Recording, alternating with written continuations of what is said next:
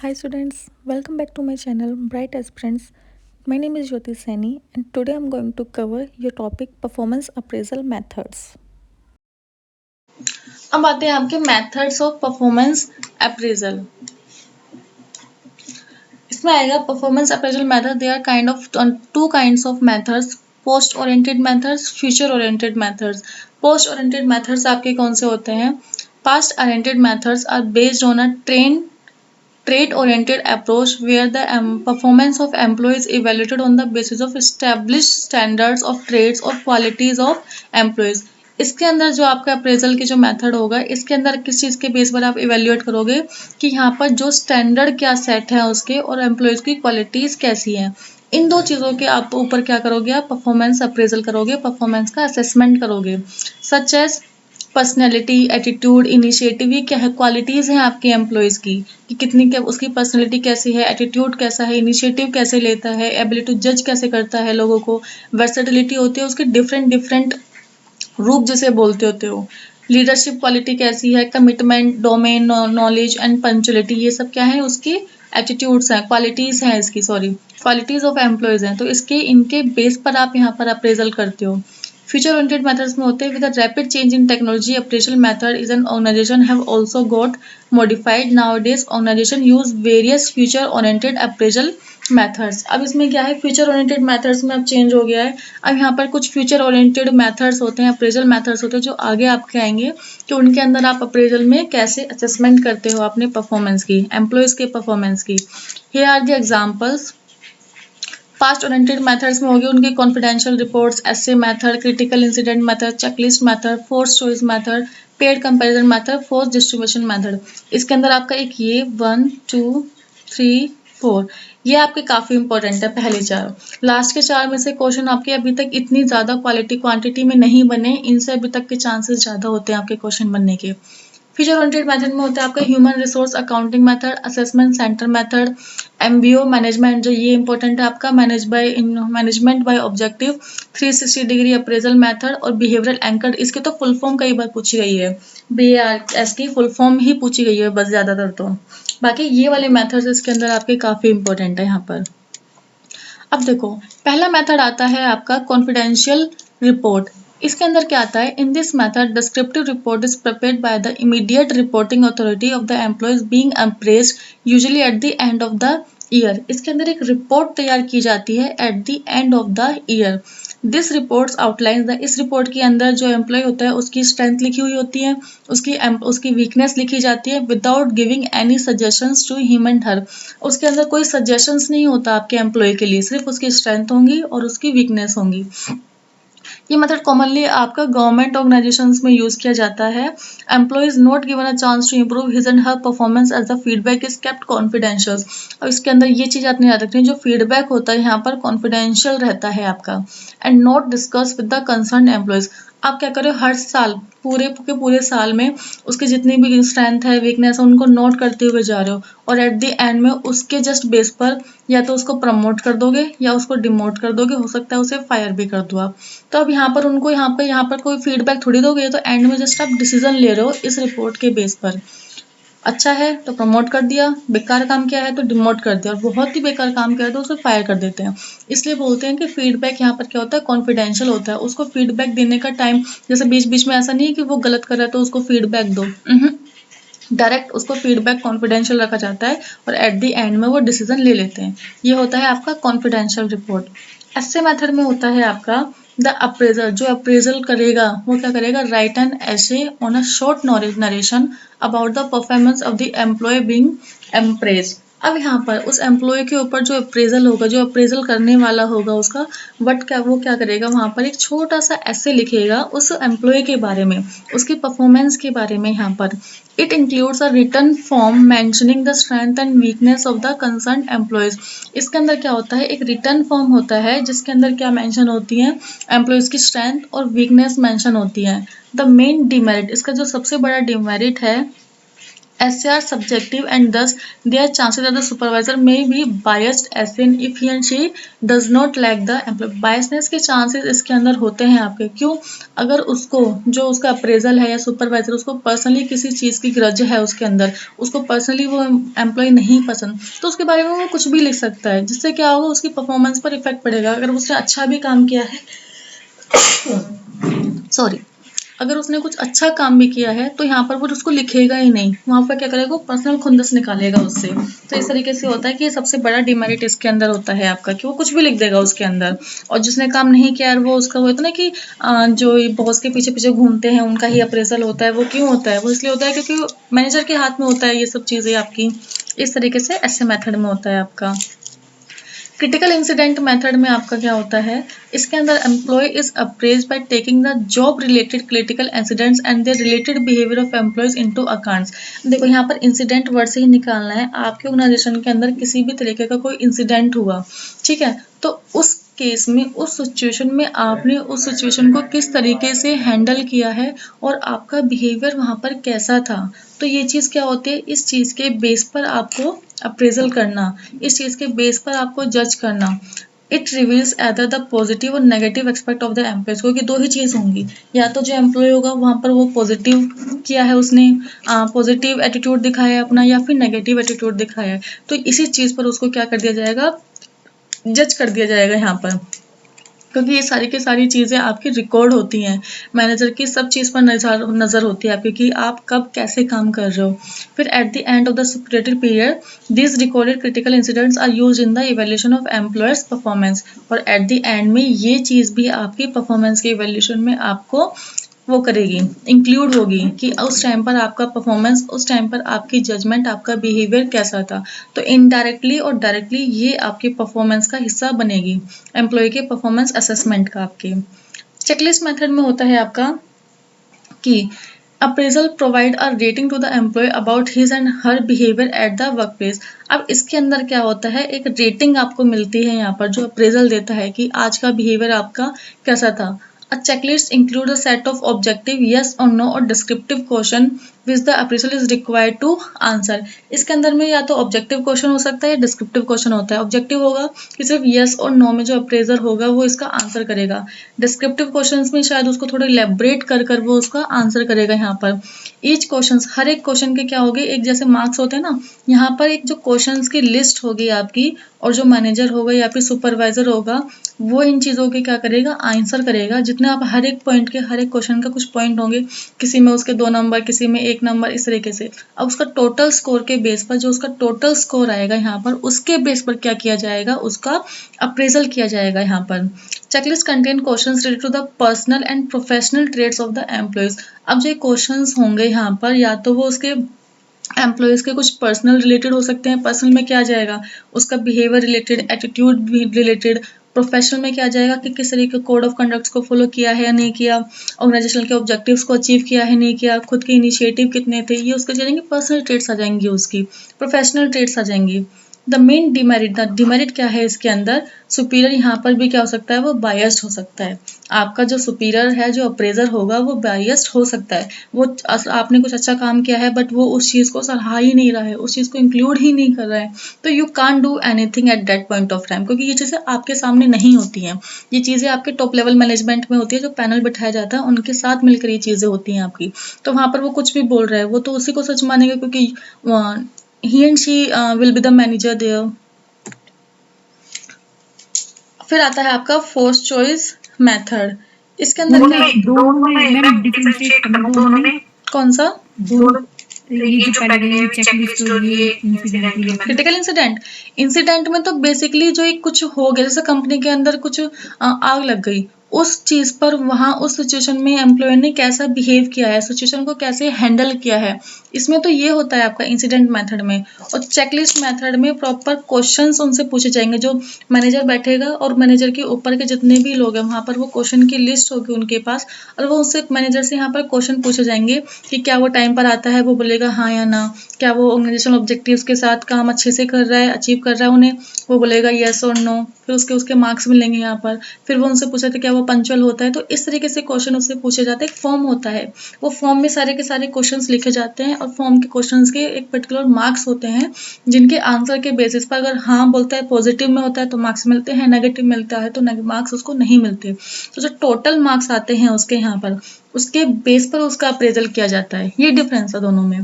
Okay ठीक है। Okay. फिर आता है आपका फोर्थ चॉइस मेथड। इसके अंदर क्या होता है, appraiser to provide rating to an employee from an set of descriptive statements.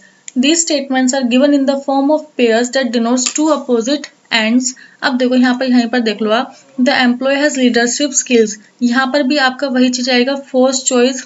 अभी जो सबसे पहले आया था उसके अंदर क्या था, आपकी क्वेश्चंस की लिस्ट थी यहाँ पर, उसके बेस पर क्या गया था, 2 नंबर लिए जाते थे यहाँ पर। अब यहाँ पर क्या होगा, one is in favour of the employee and the other is against the employee. The appraiser select that one is appropriate to the concerned employees. अब ये वाला जो अप्रेजल होता है आपका, ये पर्टिकुलर फील्ड के लिए होगा। पर्टिकुलर फील्ड के लिए कैसा होगा, अगर हम उसको देखेंगे कि अगर इसको मैनेजर की पोजीशन देनी है, तो मैनेजर की पोजीशन के लिए क्या क्या चाहिए, पंक्चुअलिटी चाहिए। वहां पर हम जो आपका इससे पहले वाला था, चेकलिस्ट वाला था, उसके अंदर हम ओवरऑल देख रहे थे। यहाँ फोर्थ चॉइस मेथड के अंदर एक पर्टिकुलर एक चीज के ऊपर देखेंगे यहाँ पर कि हमें एक मैनेजर के पोस्ट के लिए प्रमोशन चाहिए, ये एक सीट वैकेंट है, या तो हम क्या कर सकते हैं, जो पिछले आपके इससे नीचे वाले एम्प्लॉयज हैं उन्हीं को प्रमोट कर सकते हैं, या हम बाहर से हायर कर सकते हैं इस चीज के लिए। तो हम जो मैनेजर के अंदर जो जो क्वालिटीज चाहिए, लीडरशिप क्वालिटी चाहिए आपकी, तो जो क्वालिटीज चाहिए उन क्वालिटी, बस सिर्फ और सिर्फ उन क्वालिटीज के ऊपर फोकस करेंगे कि ये जो क्वालिटीज है ये आपके किस बंदे के अंदर है। तो यहाँ पर सिर्फ उन्हीं क्वालिटीज को ध्यान में रखकर यहाँ पर क्या करेंगे, परफॉर्मेंस को अप्रेजल करेंगे इसके अंदर आप। ठीक है, अब डिफरेंस समझ आ गया ना दोनों में आपको। Yes. हाँ, ये सिर्फ आपकी पर्टिकुलर फील्ड के लिए होगा, और जो आपका चेकलिस्ट वाला है वो ओवरऑल परफॉर्मेंस होगी उसकी। पेयर्ड कंपैरिजन मेथड, इसमें होगा appraisal compare the performance of each employees with the other employees. यहाँ पर एम्प्लॉयज के साथ ही उनका क्या किया जाएगा, कंपेयर किया जाएगा। इन सारे एम्प्लॉयज का यहाँ पर आपको कंपेयर करेंगे कि कौन सा एम्प्लॉय कैसा काम कर रहा है, किससे ज्यादा अच्छा कर रहा है, किससे कम अच्छा कर रहा है यहाँ पर, जिसके बेस पर suppose there are 5 employees named A B C D E.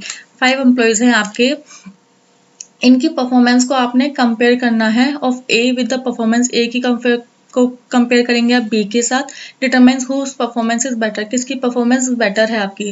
After the A performance is compare with, देखो ए की परफॉर्मेंस को पहले बी से कंपेयर करेंगे, देन सी से, देन डी से, देन ई से, फिर देखेंगे this is repeated for all employees. ये सारी की सारी चीजें आपकी एम्प्लॉय के साथ, फिर बी का स्टार्ट होगा, बी को कंपेयर करोगे आप ए से, सी से, डी से, इस तरीके से सारे एम्प्लॉयज को आप एक दूसरे से यहाँ पर कंपेयर करोगे। The performance of employees can be compare by using the formula. इस फॉर्मूले की वजह से आप क्या कर सकते हो, यहाँ पर कंपेयर कर सकते हो n(n-1) divided by 2।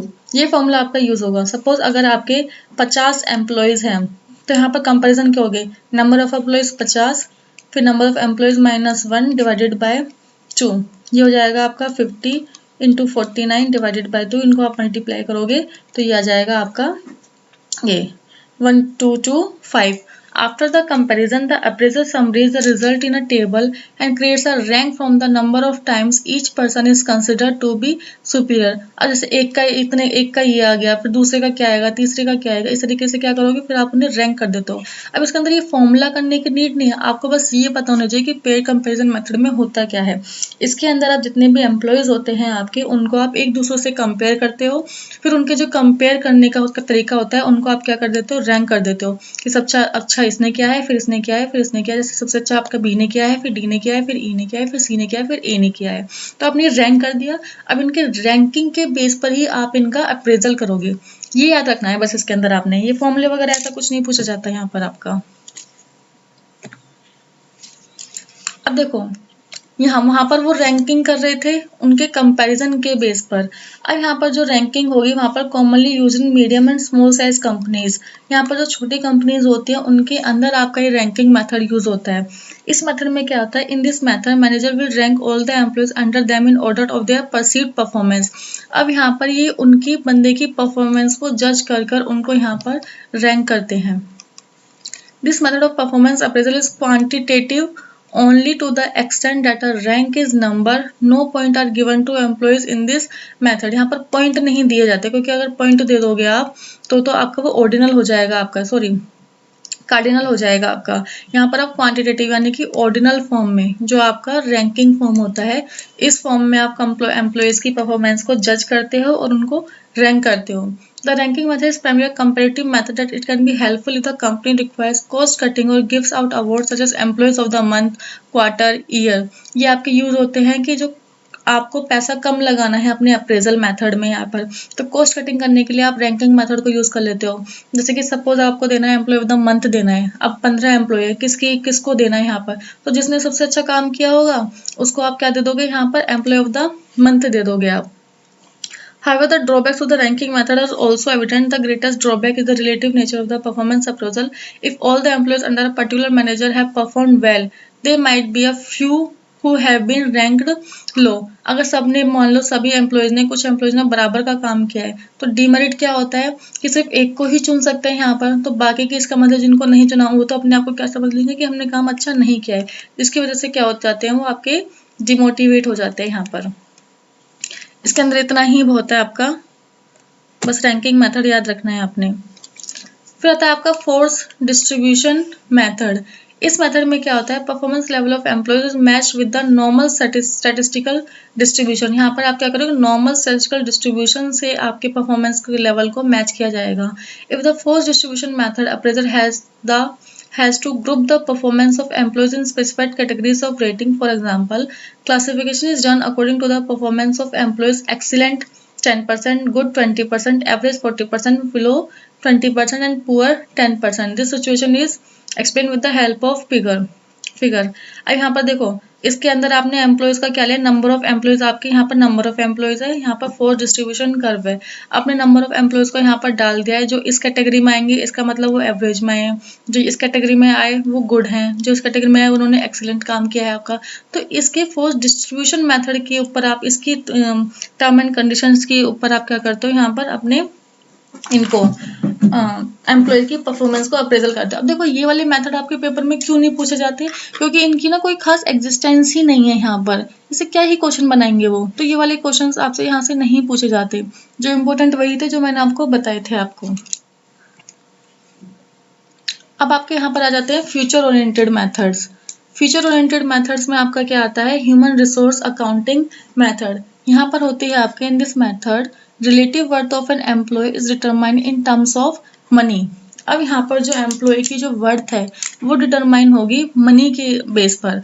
It calculate the cost incurred on an employee. Employee के ऊपर कितना पैसा अब तक लग चुका है, कितना पैसा आपने उसके ट्रेनिंग में कितना पैसा खर्च किया है, डेवलपमेंट में कितना खर्च किया है, अब तक उसकी सैलरी कितनी दे चुके हो आप, रिक्रूटमेंट के टाइम पर क्या पैसा खर्च हुआ था आपका। In addition evaluate the contribution of the employees in term of his and her productivity. अब देखते हो आप कि एम्प्लॉय का कंट्रीब्यूशन क्या है आपकी ऑर्गेनाइजेशन के लिए, उसने कितनी प्रोडक्टिविटी दिखाई है आपकी ऑर्गेनाइजेशन के लिए।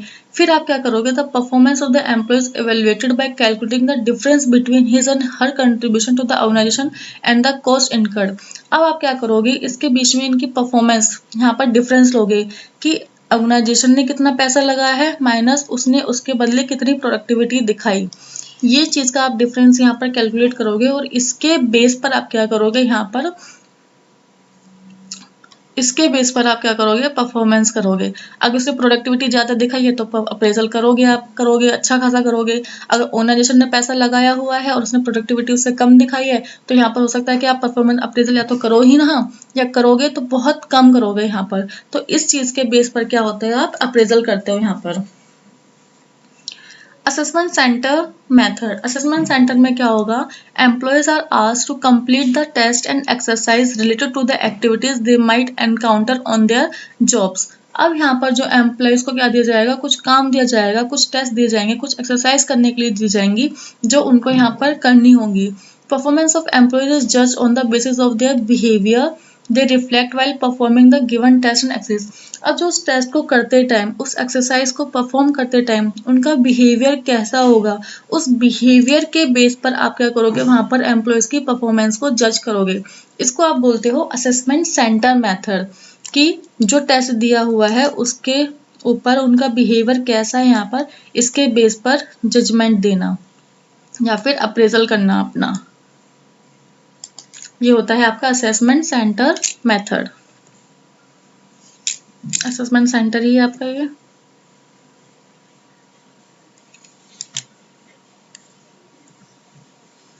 फिर ये इंपॉर्टेंट है अब आपका मैनेजमेंट बाय ऑब्जेक्टिव।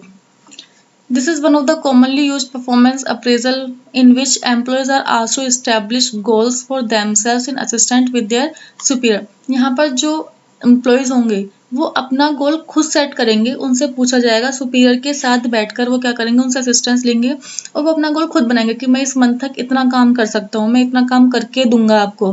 तो ये क्या है, आपने एम्प्लॉयज ने खुद अपने गोल्स को यहाँ पर स्टैब्लिश किया है। At the end of each year, employees discuss these goals with the superiors to identify their progress toward the accomplishment of goal। अब जब आपका ईयर एंड हो जाएगा उसके बाद जो एम्प्लॉयज होंगे वो अपने सुपीरियर के साथ डिस्कशन करेंगे कि मैंने आपको इतना टारगेट दिया था करने का पूरे साल के अंदर और अब मैंने उसमें से देखो इतना अचीव कर दिया है, पूरा अचीव कर दिया है, पूरे से ज़्यादा अचीव कर दिया है। हो सकता है कि कभी उसने कम किया हो, तो इसके बेस पर क्या होगा, अप्रेजल होगा कि उसने जो ऑब्जेक्टिव बोला था क्या वो उतना अचीव कर पाया है या उतने से बिल्कुल भी अचीव नहीं कर पाया, उससे ज़्यादा अचीव कर लिया है। तो इसके बेस पर क्या किया जाएगा, यहाँ पर अप्रेजल किया जाएगा। अब मैनेजमेंट बाय ऑब्जेक्टिव, इसी से याद रखना कि उसके अंदर जो होते हैं मैनेजमेंट के साथ मिलकर जो एम्प्लॉय होते हैं वो अपना ऑब्जेक्टिव या गोल खुद डिसाइड करते हैं। यहाँ पर 360 डिग्री अप्रेजल मैंने आपको बता दिया, जिसके अंदर क्या होता है, जितने भी उनके स्टेक होल्डर्स होंगे, जितने भी लोग आपके एम्प्लॉय से जुड़े होंगे या पूरे साल के अंदर उसने किन किन लोगों से डील की है, उनसे उन सब से मिलाकर उन सब से उनका फीडबैक लिया जाएगा, उसकी स्ट्रेंथ, उसकी वीकनेस सब पूछी जाएंगी उनसे और उसके बेस पर क्या किया जाएगा, यहाँ पर उसका अप्रेजल किया जाएगा। और जैसे आपकी मैनी लार्ज कॉर्पोरेशन है, जैसे कि आपकी एसबीआई, इन्फोसिस, विप्रो, ये क्या करते हैं, इस वाली टेक्निक को फॉलो करती हैं एम्प्लॉयज का अप्रेजल करने के लिए। बिहेवियर एंकर, देखो ये आपका इंपॉर्टेंट है आपका, एक तो इसकी फुल फॉर्म BARS की, बिहेवियरली एंकर रेटिंग स्केल। अब यहाँ पर क्या होगा, combination of traditional rating scales and critical incident method. ये आपका कॉम्बिनेशन होता है जो आपका रेटिंग स्केल है उसका और जो आपका क्रिटिकल इंसिडेंट मेथड था, उन दोनों का कॉम्बिनेशन है आपका। इसके अंदर क्या होगा, rating comprise certain number of dimension such as customer service skills, job knowledge, interpersonal skills. अब यहाँ पर क्या करेंगे, इसकी आप टर्म्स बना दोगे यहाँ पर। Each bar is usually in the form of a 7 और 9 पॉइंट्स। हर एक बार के अंदर या तो 7 पॉइंट्स होंगे या फिर 9 पॉइंट्स होंगे। Point on the scale represent poor job performance and the highest point. अब कोई भी एक चीज पूछोगे कि उसकी जॉब नॉलेज कैसी है, उसके बेस पर आप क्या करोगे यहाँ पर कि जॉब नॉलेज 5 है।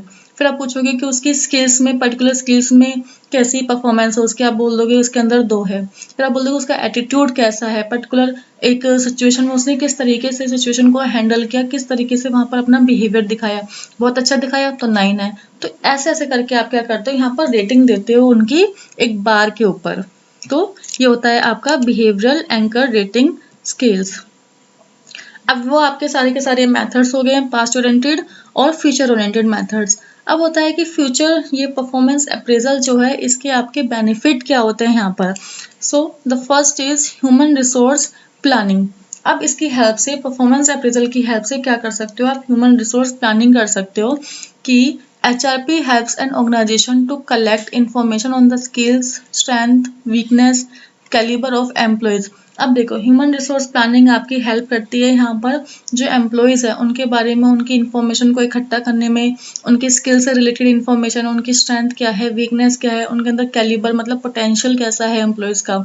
This information is gathered through performance appraisal. और ये सारी की सारी इन्फॉर्मेशन आपको कैसे मिलती है, यहाँ पर जब आप परफॉर्मेंस को अप्रेजल कर रहे होते हो, असेस कर रहे होते हो, उस टाइम पर आपको सब कुछ पता चलता है।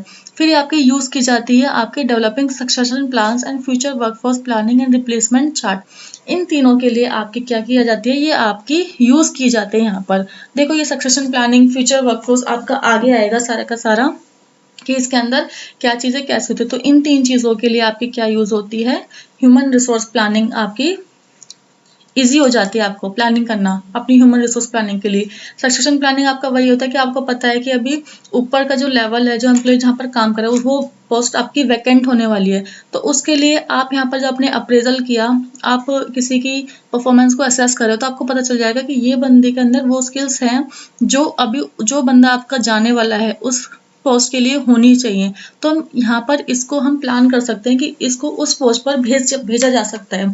तो ये क्या हो गया, आपके ह्यूमन रिसोर्स प्लानिंग हो गई ना आपकी इस तरीके से। और किसकी वजह से हो गई, परफॉर्मेंस अप्रेजल की वजह से हो गई है। Recruitment and selection. अब in this recruitment selection process, the performance standards set in the performance appraisal process are considered. The recruitment selection process can be successful if the selected employee perform their job as per the set standard and expectations. अगर एक particular standard दिया गया है, उस चीज़ को वो match करता है जिसको आप हायर करने वाले हो एम्प्लॉयज़ को, तो यहाँ पर क्या हो जाएगी, आपकी रिक्रूटमेंट और सिलेक्शन प्रोसेस आप यहाँ पर कर पाओगे कि आपको पता है कि इस बंदे के अंदर। यहाँ पर भी क्या कर रहे हो, जब आप किसी को सिलेक्ट करते हो, इंटरव्यू करते हो, तो आप अप्रेजल ही तो कर रहे हो, असेस ही तो कर रहे हो उसकी परफॉर्मेंस को, इंटरव्यू के साथ क्वेश्चन पूछकर, उनसे एक छोटा सा टास्क दे दिया करने के लिए, उनसे काम करा कर आप क्या कर रहे हो, असेसमेंट कर रहे हो उसकी परफॉर्मेंस की, जिसके बेस पर आप क्या करते हो, रिक्रूट करते हो और सिलेक्ट करते हो।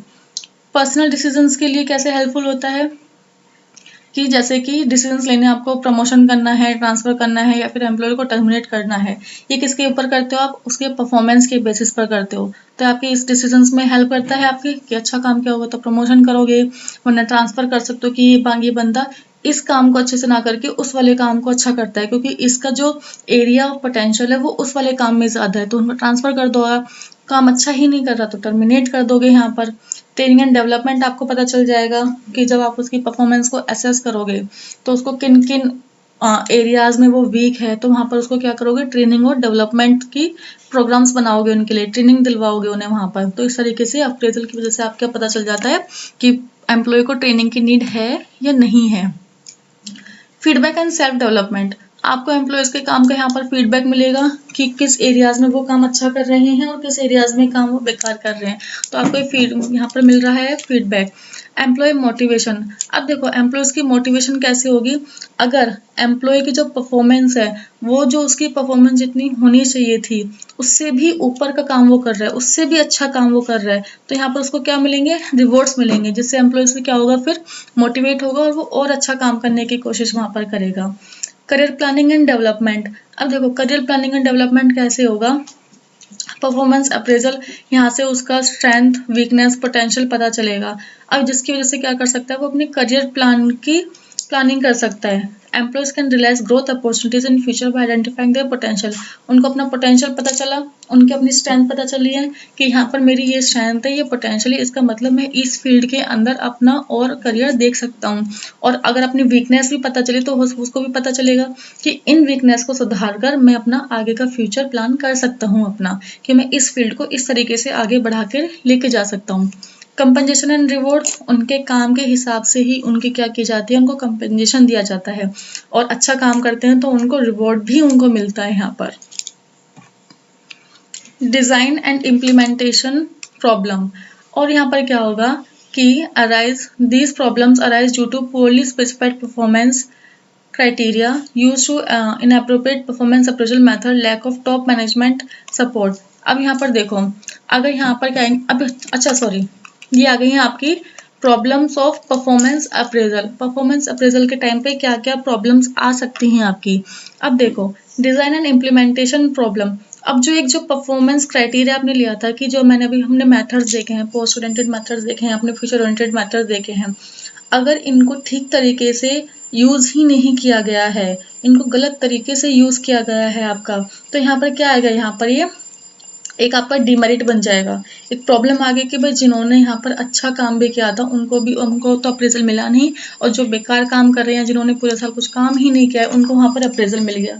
किसकी वजह से, कि डिज़ाइन और इम्प्लीमेंटेशन वहाँ पर गलत तरीके से हुई है, कि जो मैनेजर वहाँ पे बायस्ड हो जाता है आपका, उसकी वजह से क्या होता है, आपका प्रॉब्लम होती है परफॉर्मेंस अप्रेजल में। अब देखो बायसनेस भी आता है, मैनेजर के हाथ में होता है सब कुछ, वो जो एम्प्लॉयज़ होते हैं आपके उनको अप्रिसिएशन ना देकर किसको देता है, जो उनके आगे पीछे घूमते रहते हैं, उन वाले बंदों को वो क्या देता है, अप्रेजल दे देता है यहाँ पर। रेजिस्टेंस क्या होता है यहाँ पर, when the performance standards are not clearly communicated and explain to employees. अब रेजिस्टेंस में क्या होगा, अगर जो मैंने बोला था कम्युनिकेट करने होंगे, आपने जो भी टारगेट यहाँ पर सिलेक्ट किए हैं उसको आपने अपने एम्प्लॉयज़ के साथ कम्युनिकेट करना होगा, उनको बताना होगा कि these are the objectives that you have to achieve at the end of the month, कि इस मंथ के एंड तक आपको ये वाले टारगेट्स अचीव करने हैं। बट आपने ये कम्युनिकेट अच्छे से किया ही नहीं एम्प्लॉयज़ तक, यानी कि एम्प्लॉयज़ तक इन्फॉर्मेशन पहुंची ही नहीं है यहाँ पर। In such case, employees may not accept the standards easily and perform accordingly. Therefore, the performance standard should be clearly conveyed to employee.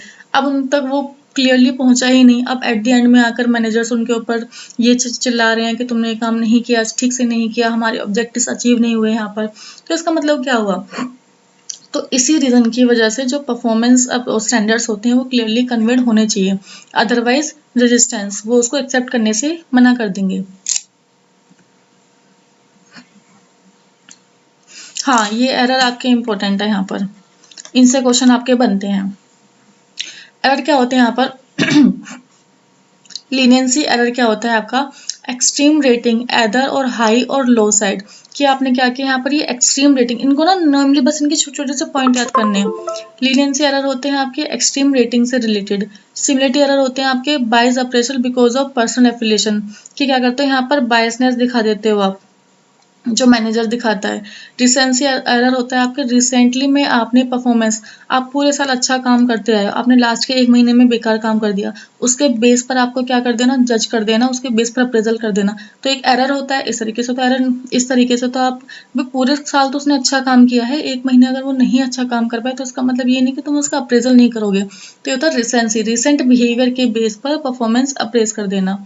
Contrast error में क्या होता है, रेटिंग देते हो आप in comparison to other members के according क्या करते हो आप, कंपेयर करके यहाँ पर रेटिंग देते हो उनको।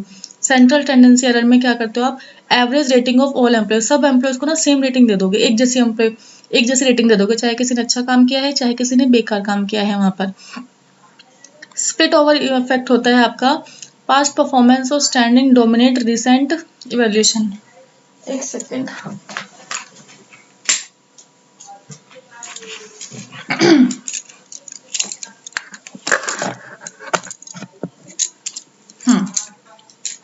फिर आता है आपका split over effect, past performance और स्टैंडिंग डोमिनेट रिसेंट इवेल्यूशन। अब यहाँ पर ये इसके उल्टा हो जाएगा, रिसेंट से स्प्लिट ओवर इफेक्ट, कि जो आपके पास्ट की जो काम कर रहे हो वो आपके आज के काम को इफेक्ट कर देगी यहाँ पर। तो ये होता है कि पास्ट परफॉर्मेंस ने आपकी रिसेंट इवेल्यूशन, या फिर हो सकता है कि पास्ट परफॉर्मेंस, पिछली परफॉर्मेंस, आप पहले अच्छा काम नहीं कर रहे थे, अब अच्छा काम करना स्टार्ट कर दिया, तो आप इस वाले अच्छे काम को पूरी तरीके से नेगलेक्ट कर दोगे और सिर्फ इसको यहाँ पर क्या करोगे, एग्जामाइन करोगे, इसके बेस पर आप यहाँ पर अप्रेजल कर दोगे। हेलो इफेक्ट होता है आपका, हेलो एरर, वन करेक्टरिस्टिक्स और expect of performance dominate entire performance appraisal. Hello के अंदर होता है इसमें एक नेगेटिव फैक्टर आपका, आपके अंदर सारी चीजें अच्छी हैं बट एक फैक्टर आपके अंदर क्या है, नेगेटिव है, तो सिर्फ उसके बेस पर पूरा का पूरा परफॉर्मेंस अप्रेजल कर देना, बाकी सारी पॉजिटिव चीज़ों को नेगलेक्ट कर देना, सिर्फ एक नेगेटिव चीज़ को पकड़कर आपने क्या कर दिया, वहां पर उसकी परफॉर्मेंस को जज कर दिया। Perceptual error, the previous held belief of perception influence appraisal. अब यहाँ पर क्या है कि जो मैनेजर ने एक बार होता है ना कि एक पहला first impression is the last impression, उसका जैसे इंप्रेशन उसके दिमाग में एक बार बन गया, बस वो उसी को फिक्स्ड करके यहाँ पर उसके माइंड में हमेशा वही रहेगा। और एक बार जैसे फर्स्ट बार पहली बार में या पहले 2-3 दिन वो लेट आ गया, तो उसके बाकी के वो दिन टाइम पर आ रहा है, तो वो सोचेगा ये तो लेट ही आता है हमेशा, तो ये होता है परसेप्चुअल एरर, एक प्रीवियस हेल्ड बिलीफ आपने यहाँ पर ले लिया एक पर्सन के लिए यहाँ पर। तो this is all about performance appraisal.